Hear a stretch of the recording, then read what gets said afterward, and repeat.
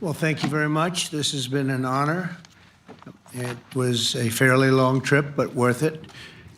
Tremendous things have been accomplished, as you probably noticed. Listened to a lot of wonderful speeches from the heads of a lot of wonderful countries. But I want to thank you for joining us at the conclusion of a highly productive NATO summit in the Netherlands. I want to thank them for the royal treatment they've given us. Couldn't have been nicer. And it's a beautiful country, really a beautiful country. Coming in, I saw the most beautiful trees. In fact, I want to bring some back with me.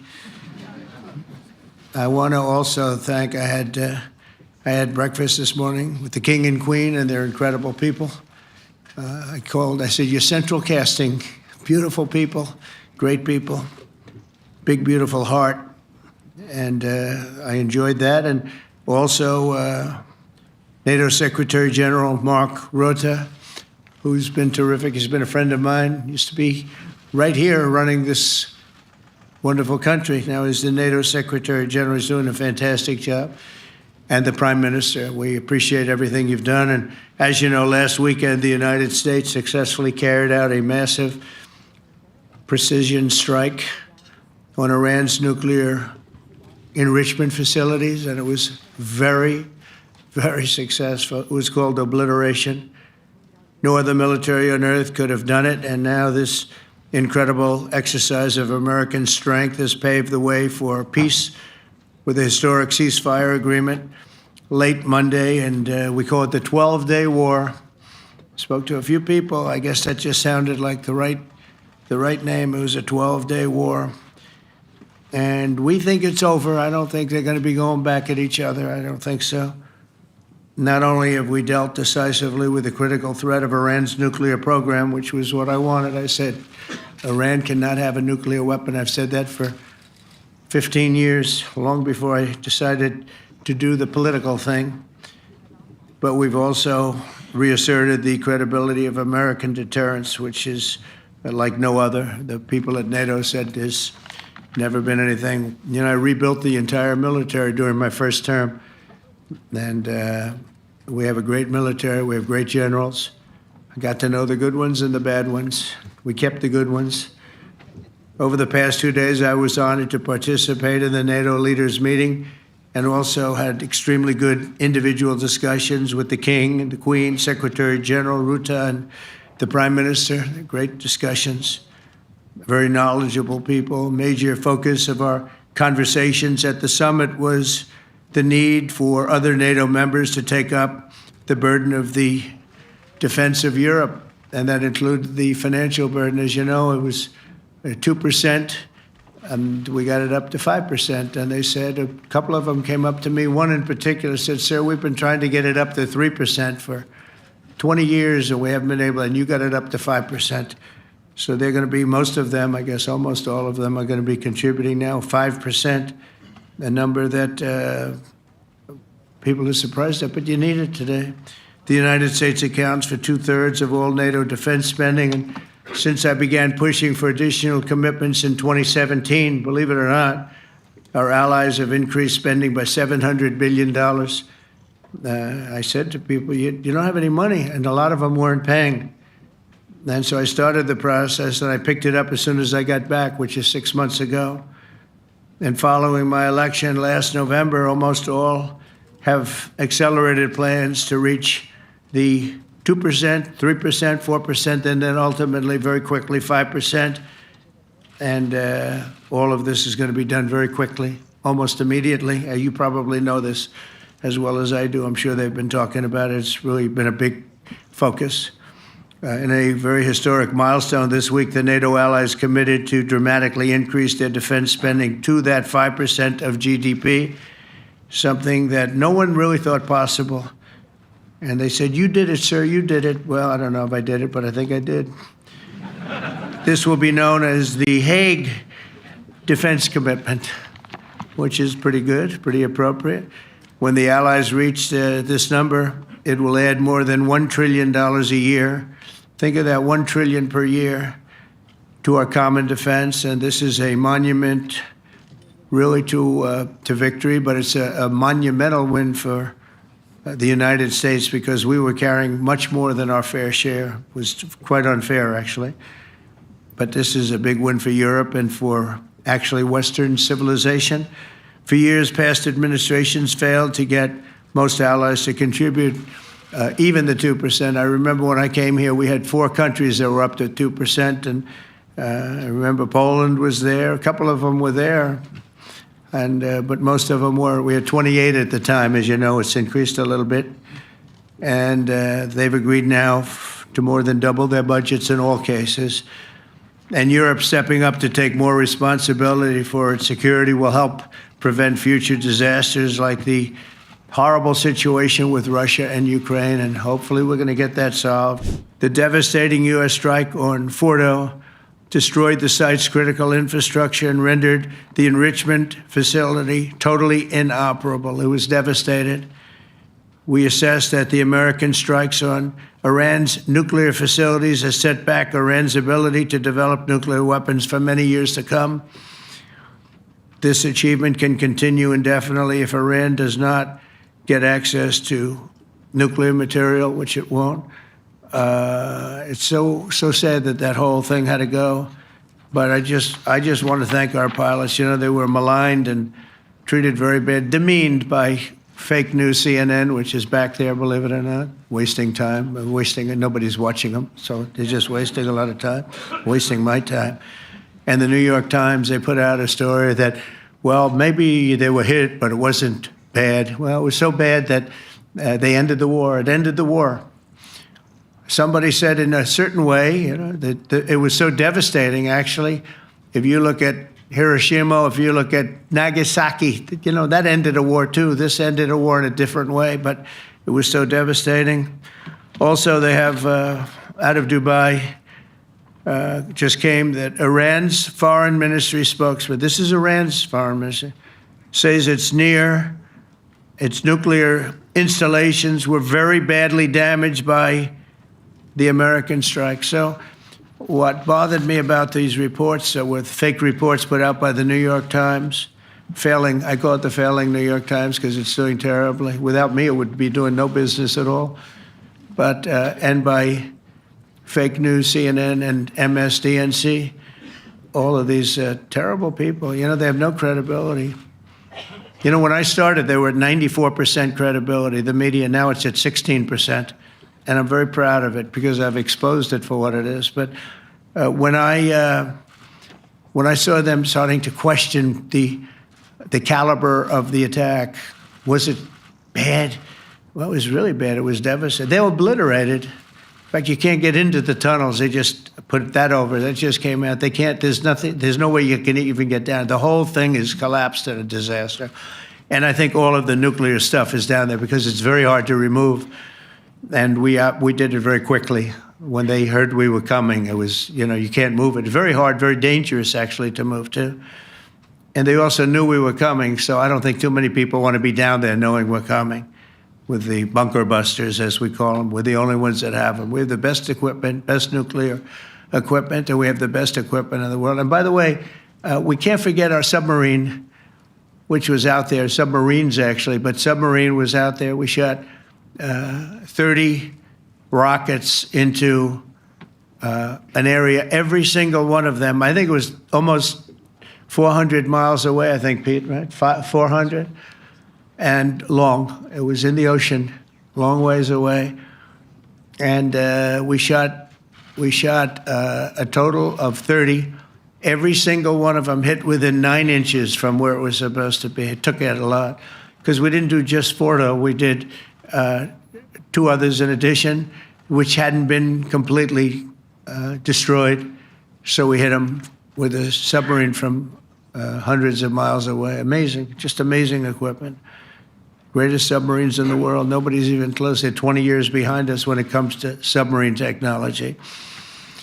So that's one, and the other was from the Atomic Energy Commission. And they have about 3 or 4 of them now coming in from atomic energy commissions from various places. But the one that we have that just came out, we released it a little while ago, was from the Israeli Atomic Energy Commission. But numerous of them are getting to see the site. and the site has been demolished. And again, we had these brave patriots, these incredible flyers, these people that can fly a plane better than anybody can fly a plane, going into very hostile territory, flying into the territory that has got more missiles and things pointed at it, but it was very stealth. They didn't get to see it. It was dark. That's the amazing thing about the shots. They hit the shots perfectly, and yet it was dead dark. There was no moon. There was no light. It was virtually moonless. It was very dark, and the shots were hit perfectly. But when they get demeaned, and they were very upset about it because they knew how strong it would be. Back in Missouri, the pilots flew about 36 hours, two ways, far distance, and in those incredible B-2s. And we then had the F-22s, and we had the F-35s, and we had other planes, and we had, I think, a total of 52 tankers. That means the big tankers, because the refueling was a lot for all of the different planes that we sent. Incredible operation. I have, as you know, Marco Rubio with me, and Pete Hegseth, Secretary of State and Secretary of War. Should we say Secretary? You know, it used to be called Secretary of War. Maybe for a couple of weeks we'll call it that, because we feel like warriors. It used to be called Secretary of War. In fact, if you look at the old building next to the White House, you can see where it used to be Secretary of War. Then we became politically correct, and they called it Secretary of Defense. I don't know, maybe we'll have to start thinking about changing it, but we feel that way. Do we have any questions, please? Wow. That's a lot of questions. Who's a nice person? Oh, you're not a nice person, but I'll let you ask one. Go ahead. What's he going to ask? He is not nice at all. I know him well. Thank you, Mr. President. Yeah. Thank you for taking the time before flying home. You just said you believe the conflict between Israel and Iran is over. What makes you so confident it is? And what do you do if it isn't? Because I dealt with both, and they're both tired, exhausted. They fought very, very hard and very viciously, very violently, and they were both satisfied to go home and get out. And can it start again? I guess someday it can. It could maybe start soon. I think a big telltale sign was when, as you know, Iran somewhat, by not much, violated the ceasefire, and Israel had the planes going out that morning, and there were a lot of them, 52 of them. And I said, you got to get them back. And they brought them back. They didn't do anything. They brought them back. It was very good. I thought it was amazing, actually. They have fought a hell of a war. They fought very hard. I think the war ended, actually, when we hit the various nuclear sites with the planes. And I just hope you people can give these pilots, these are the best pilots in the world. They're the best shots in the world. They call them shots. That's what they are. And wait a minute. And I just hope you can give them the respect they deserve, because they came home to fake news. And like, oh, gee, there was hardly any damage. The things are decimated. So, but I think, no, I think they're very much finished. I think Israel's going to get back to doing what they do, and I think that Iran's going to get back. You know, Iran has a huge advantage. They have great oil, and they can do things. I don't see them getting back involved in the nuclear business anymore. I think they've had it. They've been at it for 20 years, and I don't see that happening either. Now, if it does, we're always there. It won't be me. It'll be somebody else, but we're there. We'll have to do something about it. Mr. President, Secretary General Rutte has described President Putin as an adversary, a threat, an enemy. Do you view him the same way? And in addition to that, you mentioned General Kane, your chief of staff, the chairman of the Joint Chiefs of Staff. General Kane. Yes. He has said that Mr. Putin has territorial ambitions beyond Ukraine. Do you view that in the same way? It's possible. I mean, it's possible. I know one thing. He'd like to settle. He'd like to get out of this thing. It's a mess for him. He called the other day. He said, can I help you with Iran? I said, no, you can help me with Russia. Because, you know, in the last few weeks, we took care of India and Pakistan, Kosovo, Serbia. I think on Friday we have coming in, the Congo is coming in, and Rwanda is coming in. That was a vicious war that went on, a machete war, heads chopped off all over Africa. They're coming in. We did two others in addition to that. Nobody's ever done anything like this. No, I consider him a person that's, I think, been misguided. I'm very surprised, actually. I thought we would have had that settled easy. I've settled 4 of them in the meantime. But he did call up, and he said, he's close to Iran. He'd like to help us get a settlement. I said, no, you help me get a settlement with Russia. And I think we're going to be doing that, too. Yeah, please. Go ahead, please. Thank you, Mr. President. You've made clear your position on what impact the strikes had. I wanted to ask you what is next with Iran. For instance, is there any indication from U.S. intelligence that Iran was able to move any material? No, just the opposite. We think we hit them so hard and so fast they didn't get to move. And if you knew about that material, it's very hard and very dangerous to move. It's called, in many people, they call it dust, but it's very, very heavy. It's very, very hard to move. And they were way down, they're 30 stories down. They're literally 30, 35 stories down underground. You think you got it all? Oh yeah, we think we got it. We think it's covered with granite, concrete, and steel. Can I ask you, are you interested in restarting negotiations with Iran? And if so, have they reciprocated? So our people, Marco could answer this, but our people are not, I'm not.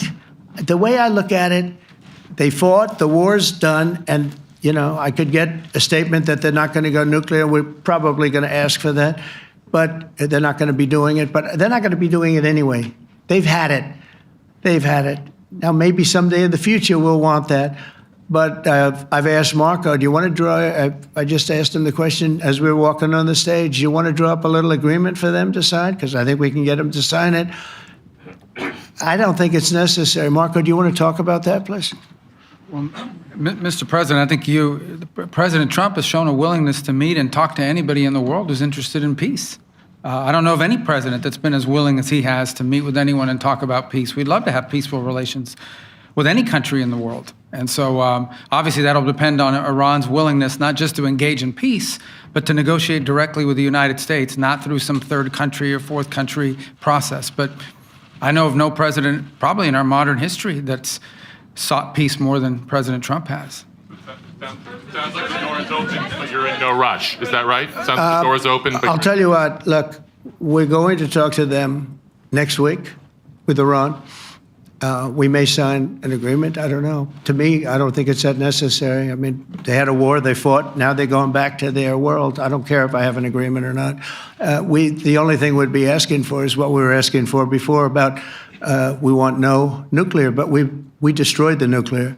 In other words, that's destroyed. I said, Iran will not have nuclear. Well, we blew it up. It's blown up to kingdom come. And so I don't feel very strongly about it. If we got a document, wouldn't be bad. We're going to meet with them, actually. We're going to meet with them. Yeah. Yeah, go ahead, please. Yes.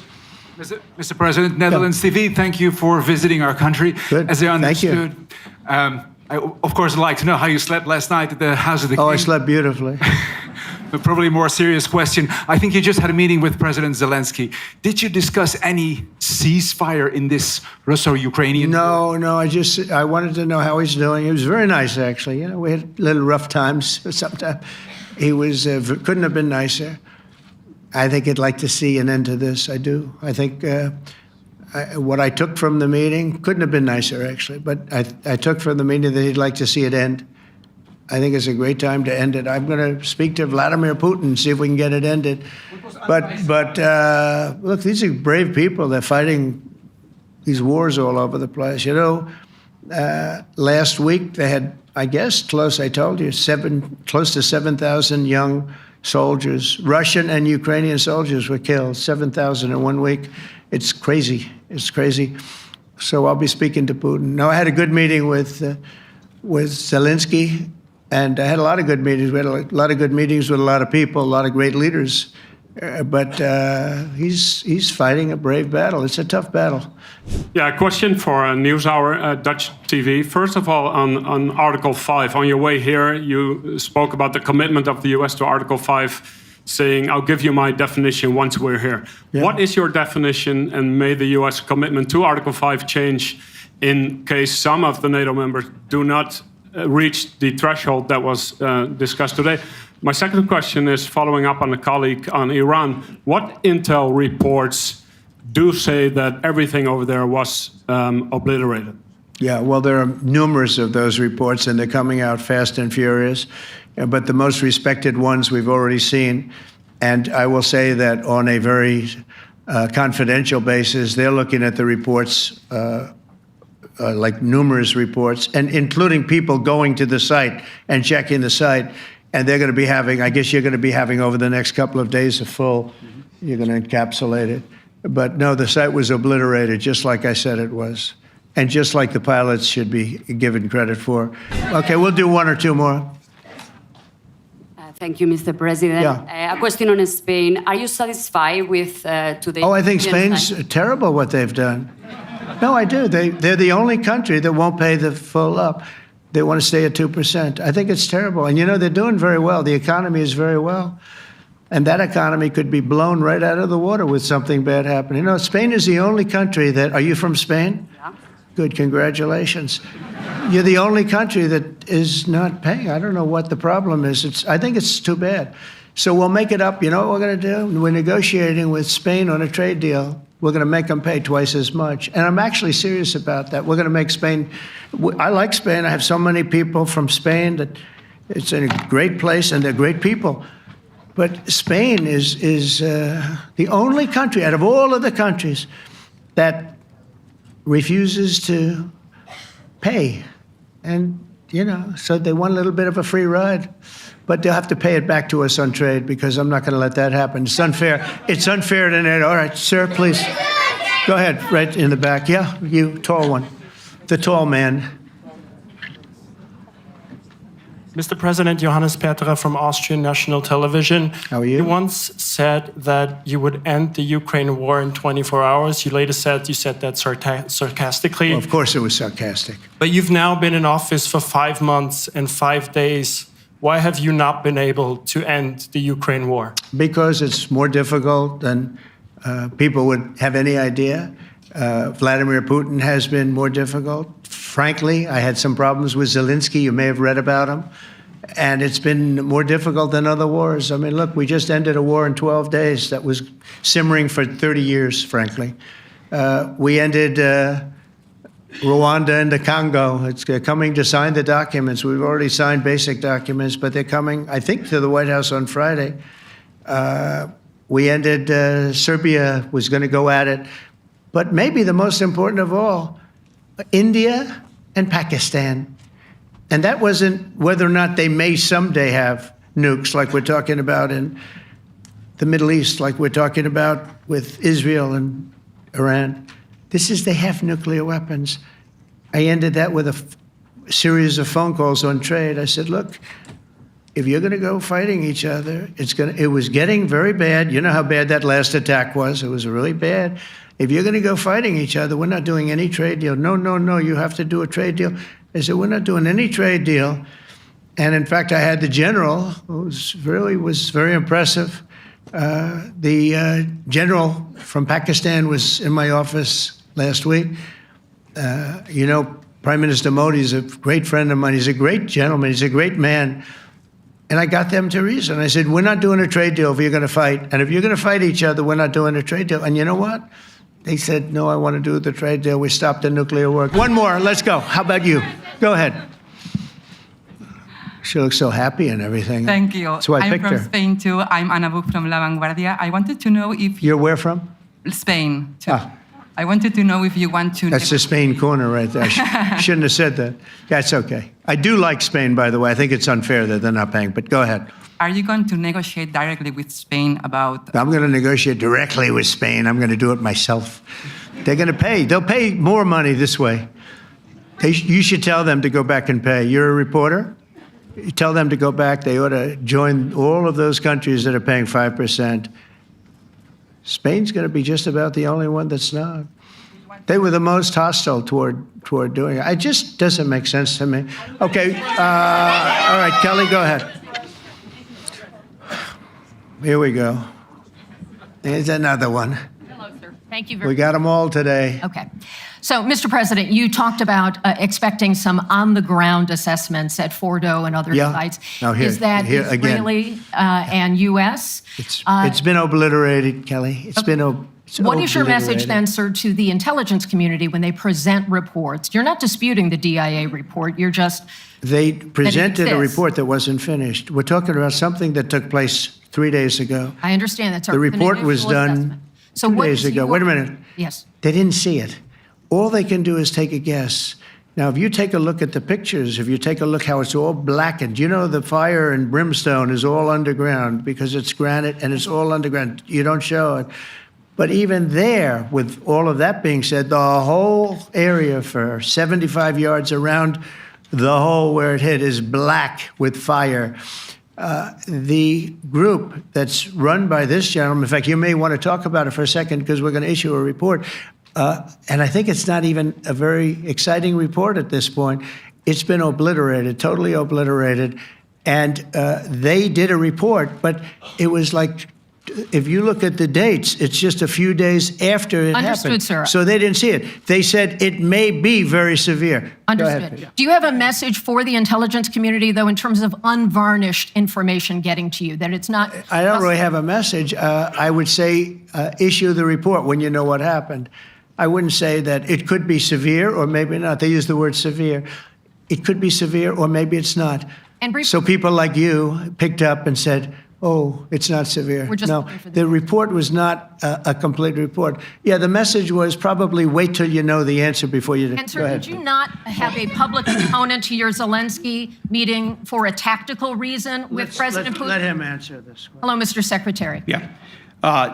There's a reason the president calls out fake news for what it is.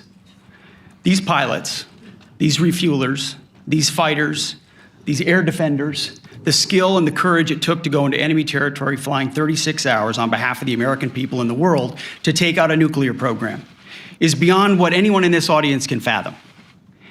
And then the instinct of CNN, the instinct of the New York Times is to try to find a way to spin it for their own political reasons to try to hurt President Trump or our country. They don't care what the troops think. They don't care what the world thinks. They want to spin it to try to make him look bad based on a leak. Of course, we've all seen plenty of leakers. And what do leakers do? They have agendas. And what do? Do they share the whole information or just the part that they want to introduce? And when they introduce that preliminary report that's deemed to be a low assessment, you know what a low assessment means? Low confidence in the data in that report. And why is there low confidence? Because all of the evidence of what was just bombed by 12 30,000-pound bombs is buried under a mountain, devastated and obliterated. So if you want to make an assessment of what happened at Fordo, you better get a big shovel and go really deep, because Iran's nuclear program is obliterated. And somebody somewhere is trying to leak something to say, oh, with low confidence, we think maybe it's moderate. Those that dropped the bombs precisely in the right place know exactly what happened when that exploded. And you know who else knows? Iran.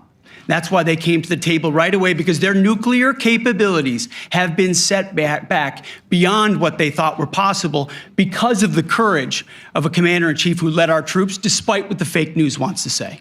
But you're not disputing the report said what it said, even though it was initial. The report said what it said, and it was fine. It was severe, they think, but they had no idea. They shouldn't have issued a report until they did, but we've gotten the information. I think Pete said it better than you can say it. And, you know, you should be proud, you, especially you, should be proud of those pilots, and you shouldn't be trying to demean them. No, there's those pilots flew at great risk, a big chance that they'd never come back home and see their husbands or their wives. Let me just tell you, you and NBC, fake news, which is one of the worst, and CNN, New York Times are all bad. They're sick. There's something wrong with them. But you know what? You should be praising those people instead of trying to find some. By getting me, by trying to go and get me, you're hurting those people. They were devastated. You know, I got a call from Missouri, great state, that I won 3 times by a lot. And I got a call that the pilots and the people on the plane were devastated because they were trying to minimize the attack. And they all said it was hit. But we don't think it was really maybe hit that badly. And they were devastated. They put their lives on the line, and then they have, and I'm not referring to you, but real scum come out and write reports that are as negative as they could possibly be. It should be the opposite.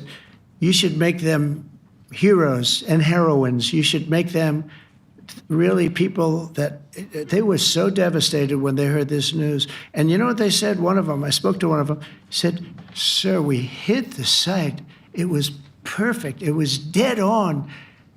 Because they don't understand fake news, because they have a normal life, except they have to fly very big, very fast planes. But it's a shame. You should be making them heroes. All right, in the back. Go ahead, back, white, yeah. White jacket, yeah. Go ahead, give my mic. Hello. Deborah Haynes from Sky News. Good. Mark Rutte, the NATO chief, who is your friend, he called you daddy earlier. Do you regard your NATO allies as kind of children? No, he likes me. I think he likes me. If he doesn't, I'll let you know. I'll come back and I'll hit him hard, okay? No? He did it very affectionate. Daddy, you're my daddy. Do you regard your NATO allies, though, as kind of like children, and they're obviously listening to you and they're spending more, and you're obviously appreciative of that, but do you hope that actually they're going to be able to defend themselves, defend Europe on their own? I think they need help a little bit at the beginning, and I think they'll be able to, and I think they're going to remember this day. And this was a big day for NATO. You know, this was a very big day. They took it. One of the gentlemen said, "You know what? We've been trying to raise money raise the rate for 30 years," he said, 20 years, from almost the beginning. And he's been there for a long time. He said, "Until you came along, it never happened." What you did is amazing. It's been sort of an amazing day for a lot of reasons, but also for that. Yeah, go ahead. Do you think they can do it without you, though, in the future? Can they do it without Well, ask Mark. States? I mean, you have to ask Mark, okay? So we're heading back. I want to thank these two gentlemen behind me. They're incredible people, both of them. They've done a fantastic job. And Susie's in the front, and she's done great. And Monica, thank you very much. That was quite an exciting time. And we're going to be heading back. We'll be back soon, and we'll see you in Washington, D.C. Remember this, we have the hottest country anywhere in the world. Thank you very much, everybody. Thank you.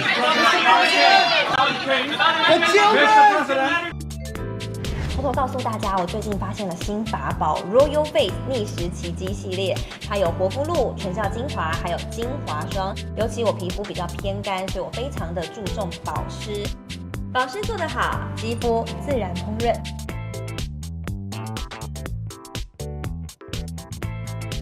提亮肤色更年轻，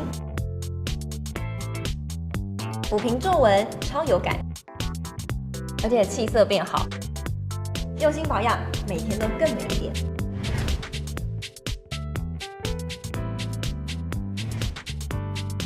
美吧。